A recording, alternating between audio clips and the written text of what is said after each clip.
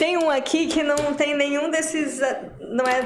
Não é polêmico. Não é polêmico, gente. Não é polêmico, não é feminino, talvez, não é nessa pegada, mas é uma inquietação que eu tenho. Manda aí. Fui fazer um passeio, adoro fazer passeios aqui pelo centro de Santos. E aí eu fui no Outeiro Santa Catarina. Adoro. Pra quem não sabe, vou mostrar aqui, vou ler aqui o folhetim. O Outeiro Santa Catarina, ele é meio que o marco da fundação da cidade de Santos. Então, olha só. Lá em 1546, foi criado o povoado aqui pelo Brás Cubas, né? Ele criou também o primeiro hospital de Santos, que é a Santa Casa. Nossa. A Santa Casa é de 1543. Eu cheguei a ver alguma coisa que eles colocaram lá. Falei, no portão tem, desde 1543. Quantas vidas já não salvaram, né? Pois é. E aí aconteceram várias coisas. Então, eu vou fazer um resuminho aqui da história do Outeiro. O Outeiro, ele então começou lá, sei lá, há muito tempo. Em 1591, Santos foi atacada pelo pirata Thomas Cavendish. E quando foi atacada, saqueou a vila, né, as casas e tal, destruiu a capela de Santa Catarina e pegou a santa, que era de madeira, e jogaram no mar, os piratas. Era de madeira, não tinha ouro dentro, jogou fora, não quer, né? Pirata, vocês sabem como é que é, né? É bárbaro.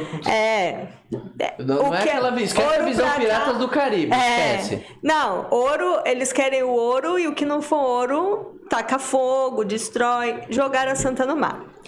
Em 1663, um grupo de escravos achou a santa. Pois é. Essa santa, ela existe até hoje. E hoje essa santa tá no Museu de Arte Sacra, aqui de Santos. Nossa, sabe? Que madeira boa essa. Opa, e a pintura e tudo, né? Mas enfim, eles aí em 1663, os escravos acharam essa santa e aí fizeram uma outra capelinha para santa. Justo. No alto do Outeiro Santa Catarina. O que é um outeiro, né? Outeiro é um morro baixinho de pedras. É um morro mesmo, só que bem mais baixo. Aí, em 1826, passados aí quase 200 anos desde que acharam a santa, o inglês William John Burkell, ele passa aqui pela vila e ele dá uma olhada ali no outeiro e desenha como que deveria ser, tudo bonitinho. Em 1839, a vila vira cidade. Só que aí deu uma merda, porque em 1869, e lá, na verdade, no início do... Deixa eu ver, foi isso? Não. 1869, para construir o porto, e essa história eu também vi quando eu visitei o Museu do Porto, para construir o Porto de Santos, desmancharam vários outeiros. Então, o Porto de Santos, o aterro do Porto de Santos, ele é de pedra. E essas pedras eram outeiros que foram desmanchados. Eram morros que foram desmanchados. Então, Santos tinha mais morro naquela época que fizeram o porto do que tem hoje. Desmancharam e desmancharam também o Outeiro Santa Catarina. Hoje, o que ficou são duas pedras originais daquela época e onde tem uma casa acastelada. Essa casa era do João Éboli, o médico abolicionista. Ele fez a casa dele ali nessas pedras. A santa ainda estava lá, acredito, sei lá. Mas onde que eu quero chegar com essa história toda? Eu não tô aqui para contar a história, né? Não é... Meu canal não é de história. Não é a Daura historiadora. Não. Quando a gente chega aqui, na década de 1910, já no século XX, o João Éboli, ele se mudou e vendeu essa casa para outras pessoas. Essas pessoas passaram para frente, foi passando, até que ela entrou em decadência. Na década de 60, surgiram primeiras iniciativas para recuperar, porque virou até cortiço, foi invadida essa casa. Essa casa hoje é onde fica o pessoal Ela é tombada. E hoje, essa casa tem a Fundação Arquivo e Memória de Santos. Então, quando que começou essa recuperação dessa casa para virar a Fundação Arquivo e Memória? Em 1990. Então, onde eu quero chegar? O Outeiro Santa Catarina é um pedaço da nossa história muito importante que foi completamente desprezado. Ele já começou a ser desprezado quando criaram o porto e destruíram o outeiro para aterrar o porto. Ficaram só 2 pedras. No alto dessas 2 pedras, o João Éboli foi lá e fez uma casa. Essa casa, que também tem o seu valor histórico, tanto que é tombada, ficou abandonada a ponto de virar um cortiço. Só em 86 é que foi tombada. Cara, ela tem mais história pra contar do que... Tem. É história pra caramba. E aí essa casa só foi recuperada mesmo a ponto de virar um ponto turístico em 2020. Nossa Senhora do Céu. O que eu quero com tudo isso? Eu queria que as pessoas que estão vendo a gente, você também, Rafa, pensasse aqui comigo. Por que a gente espera um monumento, um achado arqueológico, algo de valor histórico se deteriorar para correr atrás para arrumar? Triste, né? Muito. Não é mais fácil a gente preservar, mas você anda no centro de Santos, você vê quanto abandono. Agora que está começando a vir de novo um investimento, vai ser inaugurado o Porto Valongo, a linha do VLT vai passar, enfim, está se olhando novamente para o centro de Santos, mas quanta coisa abandonada tem lá. E o centro das outras cidades? Gente, a única coisa que eu não conservaria é aquelas ruas de paralelepípedo. Não dá. Depende. Aquilo ali é um destrói suspensão absurda. Mas tem umas que precisam. Tem rua que precisa, não pode ser outra coisa. Né? Não é nem só isso. Ó. Por exemplo, ali na frente do Banco do Brasil, aquela praça ali é a Barão do Rio Branco. Sei. Então, aquele pedaço todo é de paralelepípedo, né? E até tem uma parte agora que virou um bulevar, que é onde tem a estátua do José Bonifácio, enfim. Mas ali embaixo é um cemitério indígena. Então pois é. Então, assim, embaixo é complicado fazer qualquer coisa em cima. Quando foram fazer a linha do VLT, eu trabalhava ali no banco. Quando foram fazer a linha do VLT, eu lembro que da minha janela eu via a praça.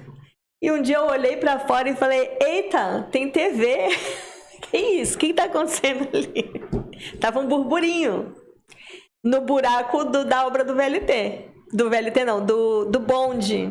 Nossa, da época do bonde. É da época do bonde. Então, do bondinho de turismo. Isso. Então, tava um burburinho ali. Eu falei, que isso, né? Aí fui almoçar e já corri para descobrir que burburinho era aquele. O burburinho era que durante as escavações para colocar o trilho do bonde, descobriram ossadas e cerâmicas antigas. Aí tiveram que parar a obra, chamar os arqueólogos, a USP, os arqueólogos todos, tal, para identificar, porque precisava identificar se era um corpo recente, né, para investigar a morte e investigar também as cerâmicas. E aí descobriram que não, que é de séculos atrás. E aí fizeram um acordo, foi o que eu fiquei sabendo, tá, gente? Se qualquer coisa diferente, vocês comentem aqui embaixo. Mas fizeram um acordo para fazer a obra sem danificar o que tinha embaixo, porque o que os arqueólogos queriam era interditar a praça inteira. Porque para cavucar tudo, para descobrir tudo que tem lá embaixo.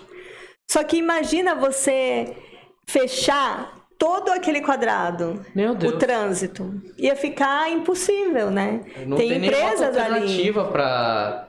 Não tem. E tem empresas ali que iam ficar com a entrada dificultada, enfim. Ia ser um terereco, ia ser complicado. Então, por isso fizeram um acordo, ó. em outro momento vocês estudam a paradinha aqui e a gente põe o trilho sem danificar o que tem embaixo. Beleza? Beleza. Então aí deixaram ali os paralelepípedos de volta, puseram o trilho e pronto. E por enquanto, vida que segue, por enquanto quem tá morto ali continua descansando ali, a gente tá pisando em cima, infelizmente. Triste. Pois é, mas vai fazer o quê, né? Gente, o pessoal não tinha um pingo de respeito pelo cemitério indígena, né? Porque, meu Deus do céu. Dizem que é a suspeita dos arqueólogos, mas eles só tem como provar se cavucar tudo. E vale ressaltar que, assim, faz muito sentido ser indígena, porque até então o Brasil, ele pertencia aos indígenas, só tinha indígena aqui. E a nossa região... que chegaram e... E a nossa região também ainda tem tribos, né? E na época, lá dos corpos ali que acharam, enfim. Mas por que tudo isso? Porque por causa dos paralelepípedos que eu lembrei, né? E aí, por que a gente espera tudo deteriorar para depois gastar dinheiro na recuperação? E aí digo mais. Brasileiro sai daqui todo trabalhado na chiqueza para visitar Roma, para visitar a Grécia, para visitar países que tem a França, Portugal, Espanha, enfim, para visitar países que têm monumentos históricos, que têm achados arqueológicos, gasta uma fortuna para ostentar nas redes sociais que estão lá numa ruína histórica. E o nosso aqui? Tanto de história que a gente não tem aqui. Por que o nosso a gente derruba para construir prédio bonito e o deles é bonito? Vou lá visitar as vilas. Eles valorizam, lá eles colocam até o exército para tomar conta se precisar. Tal, não, e a população valoriza tanto que é preservado mesmo, não precisa defender, as pessoas defendem. Cara, vem a Inglaterra até hoje, é monarquia, né, que tem uma rei e rainha. Sim. Meu, até hoje os caras é monarca, meu. Agora, mas o que me deixa mais doida da vida é por que a gente sai pra admirar as ruínas e a história dos outros e não preserva a nossa. Eu não consigo entender. E a nossa é uma mistura de um pouco de tudo, né? Porque até então, se vocês querem tanto a Europa... A gente teve um imperador português. Olha aí!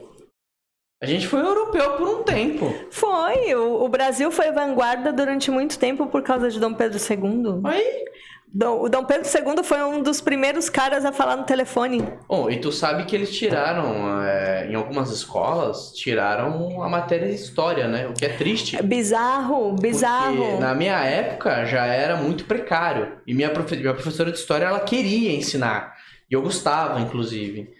Só que é muito limitado, é pouco tempo, né? Que a gente tem. Era só meio período e tal. Obviamente que eu naquela época não via dessa forma, né? Adorava esse meio período, porque...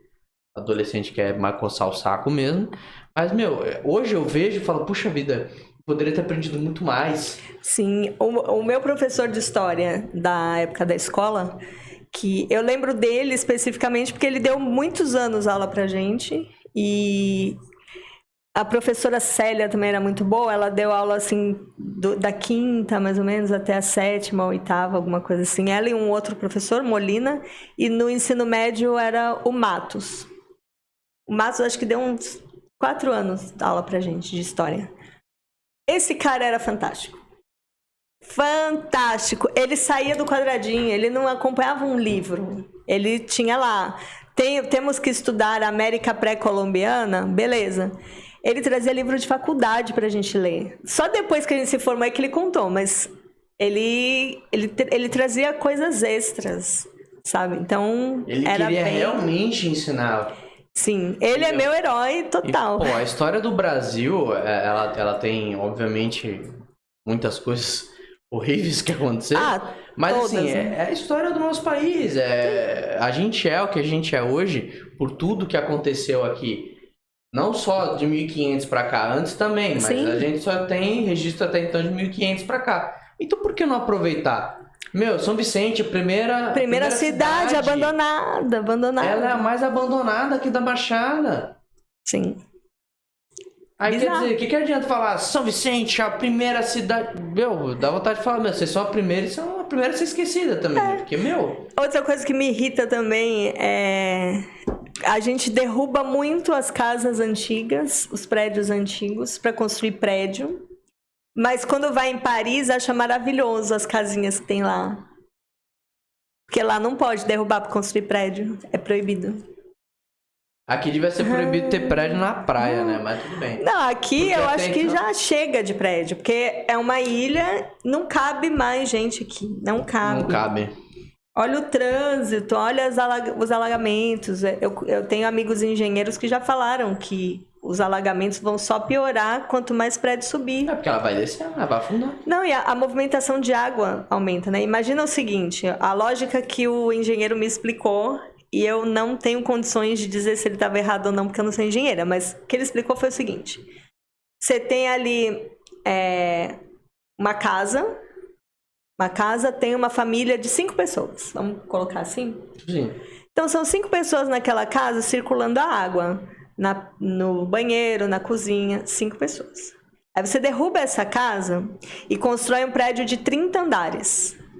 Quantas pessoas vão circular a água nesse prédio? E a água ela nivela por igual.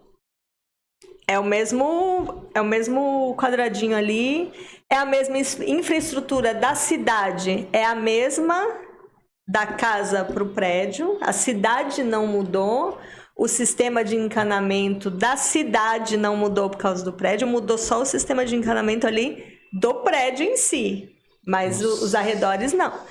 E aí o que acontece com Santos? Por que isso tudo causa os alagamentos? Porque Santos é uma ilha, água por todos os lados, e o terreno é arenoso, é um terreno de mangue. Eu lembro quando eu fiz estágio na faculdade de engenharia e arquitetura, que um professor falou para mim que o terreno de Santos é o segundo pior do mundo, só perde para a Cidade do México, para a construção civil. Então não era para subir prédio nenhum aqui. Olha o que aconteceu lá com a construção lá da Patriane, que cavucaram lá, cedeu o solo porque tinha um lençol freático passando embaixo. Nossa! Então assim, não era para estar construindo nada. Chega, já deu, a cidade já avisou, o chão, a ilha já está avisando. Não dá mais, não dá mais, não dá mais. É igual aquele meme, né? Tira, tira! Pois é. E aí a gente continua derrubando, construindo prédio, e aí vai para Paris, acha lindo que lá são prédios baixinhos e casinhas. Difícil, né? Difícil, né? Imagina se você fosse na Torre Eiffel, subisse lá no alto da torre e só visse prédios de 30 andares, 50 andares. A vista seria outra, né? Sim, seria totalmente diferente. Totalmente diferente, no meu ponto de vista, mais feia. Você ia subir a Torre Eiffel para ver prédio. E pior, da Torre Eiffel dá para ver o Arco do Triunfo, dá para ver vários pontos turísticos bonitos da cidade. Se você constrói vários prédios de 50 andares, nem do alto da Torre Eiffel acho que você não veria esses pontos turísticos, porque os prédios em volta... Eles cobrem tudo. Cobrem tudo. Assim, a gente concorda que tem que ter uma inovação, tem que ter uma evolução, né? Mas cara, tem limite, né? Tem limite, entendeu? Que nem, por exemplo, voltando um pouco para Santos, não tem mais o que fazer aqui. Não tem mais o que mexer. Entendeu? Já deu. É só melhoria, né? Assim, é só você preservar o que tem, só. Ah, mas tem gente querendo morar aqui. Não dá. Não tem. Ah, não tem casa. Não encontrei casa pra morar em Santos. Vai morar em São Vicente, no Guarujá, na Praia Grande. Bertioga, vai morar em outro lugar. Cubatão, que são bons lugares de morar, inclusive. Não dá pro Brasil inteiro querer morar aqui. Bertioga também é uma ótima cidade. Entendeu? Assim, Bertioga ela não é um lugar tão bom pra você abrir comércio. Porque a cultura de Bertioga é pra Santos. Tudo bem, fazer o quê? Tudo bem, mas assim... Morar lá é uma puta cidade bonita. Pois é. Só que assim, é do pessoal que mora em Bertioga. Eles não querem comprar em Bertioga. Que nem eu tenho um amigo que ele abriu uma loja de carro. Ele tem uma loja de carro aqui em Santos. Ele abriu uma lá em Bertioga. Ele fechou. Porque, meu, o cara comprava o carro lá em Bertioga e falava, meu, não tem como você trazer pra loja de Santos pra buscar em Santos? Porque eles já vêm, eles passeiam, é a cultura deles, é assim que funciona. A gente não fala, meu, vou lá pra São Paulo, vou lá pra 25. Ah, bastante gente, Então, mesma assim, coisa. O que você encontra na 25 você não consegue encontrar aqui? Sei lá, eu acho que dá pra você encontrar aqui. Mas o que? Na tua cabeça, na 25 tem tudo. Não, e é o... E é um passeio. É um passeio, né? E é gostoso você passear e assim, a gente tá falando de ir pra outro município. Não estamos nem falando de sair do estado, né, por exemplo. Sim. É outro município. Você vai lá, nossa, que viagem gostosa que foi. Nossa, que legal, conheci um restaurante novo. Sim. Né, sei lá, uma salsicha no espeto diferente que você nunca viu, enfim. Uma loja nova que abriu, qualquer coisa. Entendeu? E é legal, é gostoso isso. Então, meu, não tem porquê. Ah, mas eu quero morar em Santos. Amor, tudo bem. Respeitamos a sua vontade. Mas a ilha não aguenta mais. Não, você não vai... Não tem mais onde morar em Santos, então tá. Mora em outro lugar. É igual a dança das cadeiras. Sai você entra. Inventa também de querer construir na área continental. Deixa ela lá quietinha, que é uma reserva ambiental. Não queira abrir a área ambiental para construção, por favor. Até porque a gente precisa de mata, gente. Eu queria pedir para Nossa Senhora da Construção Civil não deixar que essa aberração aconteça. Eu valorizo muito o Forte Itaipu de Praia Grande, obviamente a gente pulando de município, justamente por isso. Ele existe, assim, a artilharia antiaérea que tá lá é o segundo grupo de artilharia antiaérea. A artilharia antiaérea, ela não se usa mais, porque hoje em dia você tem a aeronáutica.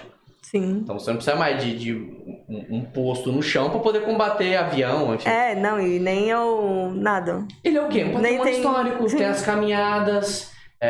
tem os fortes para contar a história. Ele é isso. Ele é um patrimônio ambiental, porque ele tem muita floresta, né? Ele é bem grande. E assim, ninguém pode mexer, porque é uma área militar, é uma área protegida. Então, não corre o risco de ter um desmatamento ilegal, ninguém vai mexer para poder construir outra coisa. E é preservado, né? É preservado, é bem cuidado. Eu posso dizer porque assim, eu servi lá em 2012, né? E, tem toda uma preocupação, tanto que assim, eles desceram as baterias elas ficavam nos morros, as baterias desceram, são em solo, o morro é tudo mato, só tem os fortes, né, porque eles contam a história, inclusive o segundo forte ele sofreu um bombardeio na Segunda Guerra Mundial, se eu não me engano, né, e ele tá todo destruído, tá só a estrutura dele, né, inclusive eles estavam reformando naquela época, não sei se chegaram a reformar o segundo forte lá, eu nem lembro o nome do forte. Mas, quantas escolas não iam lá para ter aula de biologia, um pouco de aula de história, as caminhadas, tem direto caminhada ecológica, o pessoal vai lá correr nos morros. Então, assim, graças a Deus que ainda a gente ainda tem essa consciência aí de preservação aí com um pouquinho da ajuda dos militares. Pois é. Mas é isso, gente, é só um desabafo esse vídeo. E, ao mesmo tempo, a gente já trouxe um pouco de história para vocês aí. Sim. Mas é revoltada, tá? Mas visitem o Outeiro Santa Catarina, que é um pedacinho da história da cidade. Da nossa história, né? Da nossa história, da história do Brasil, né? E dependendo de ter começado certa ou errada, é a nossa história. É isso. Sobre isso. Curta, comente o que você acha de tudo isso que a gente falou, da preservação dos pontos históricos, dessa loucura desenfreada de sair construindo aí. Acho que o povo de Balneário Camboriú também pode se manifestar, porque, pelo amor de Deus, né? Socorro Deus que estão fazendo lá. Curta, compartilhe com aquela pessoa que gosta de uma polêmica histórica e se inscreva no canal para não perder nenhum conteúdo. Deixa sua polêmica aí também pra gente conversar nos próximos vídeos. A gente adora.